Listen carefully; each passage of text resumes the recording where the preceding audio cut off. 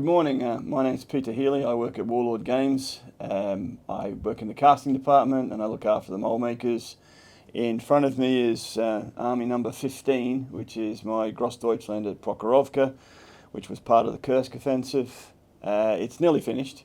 I just have the infantry to finish, but I've done the vehicles and I've got the artillery sorted as well. So this took me 4 months to paint. And I have been in this hobby now since I was 6. My very first kit was an Airfix Hawker Hurricane night fighter, which then I destroyed because it wasn't good. I've been in the historical side of the hobby now for the best part of 60 years. And I enjoy the game, I enjoy the painting, and I enjoy the research into the historical side of the hobby. My largest army is a Napoleonic French army, which hasn't been on the table yet, but I hope to rectify that soon. This army consists of a number of Zugs, which were tank platoons.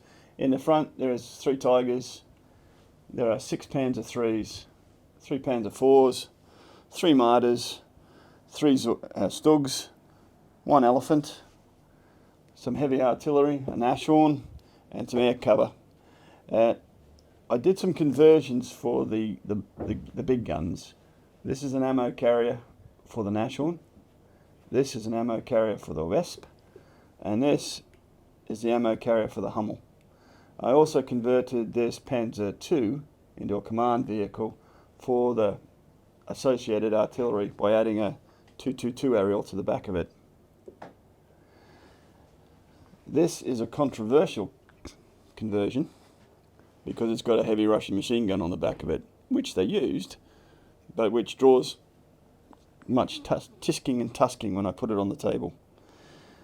Other than that, they're all pretty bog standard. I converted this one by jerry rigging some damaged side skirts on it. The rest of them virtually straight out the box and straight painted. These conversions were made from miscast resin vehicles that we do here. So this one is an ammo carrier for the Nashorn. I've filled the back with the appropriate ammunition and supplies for the vehicle.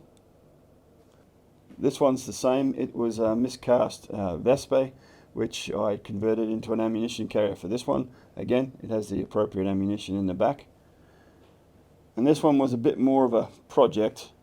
I went a little bit nuts with this one. This is for the Hummel. So it's got all the Hummel ammunition in the back, plus a fuel trailer and a cover. Bit of artistic license. I don't think I've ever seen a cover, but that's where I went. I saw a picture of this one in a magazine, and it seemed appropriate at the time. It's got a 222 armoured car aerial, command aerial on the back, where he's hung his gear, and he's puffing on a cigar, so I thought that was pretty good. That's the kind of conversions I like. My favourite conversion on the table at the moment is this one. This one is a plastic kit. It's a plastic Panzer IV, and I scratch built the skirts on the side and then the damaged parts of the skirts, because the side skirts were always getting ripped off or shot off. So I did the one, and I was really pleased with the way it turned out as well. I did a lot of research on the photos for it, and I came up with that. So yeah, I'm really pleased with that one. I like the ammo conversions as well. They're different. And they took no time at all, but a lot of imagination. People often ask me if I'm a hobbyist or a gamer. Well, I'm both. This is my hobby, but I also game as well. I started with a black powder army, which grew and grew. I have over 1,000 figures in my Napoleonic French Battle of Waterloo army, and I have 14 bolt action armies. They've all been on the table except for the black powder one. They've all been on the table. I play with people from Warlord Games. I also have friends that game, and we game fairly regularly, probably once or twice a month we game. We also like to play the bigger historical ones. So the reason for this army is that we wanted to do Kursk, but we thought that with all the earthworks that they did, it would have been almost impossible. So we moved it back a stage and we went with Prokarovka instead. So one of my friends has got a massive Soviet army and it makes this look small. So I did as much as I could in the time that I had available, and then we're going to play Prokarovka and see how we go. I look forward to doing a lot more with Chris. It's been a really good experience for me, and there's plenty more to see and there's plenty more to talk about, like you, who enjoy the hobby as much as I do and as much as the people that I work with do. If you've got any questions for the next session, because we're planning to do quite a few of these, I've got 15 armies at the moment, so if you want to see anything different on the table, let me know. I have the Australians in Kokoda, I've got Panzerlehr, I've got British Airborne and British Grenadiers.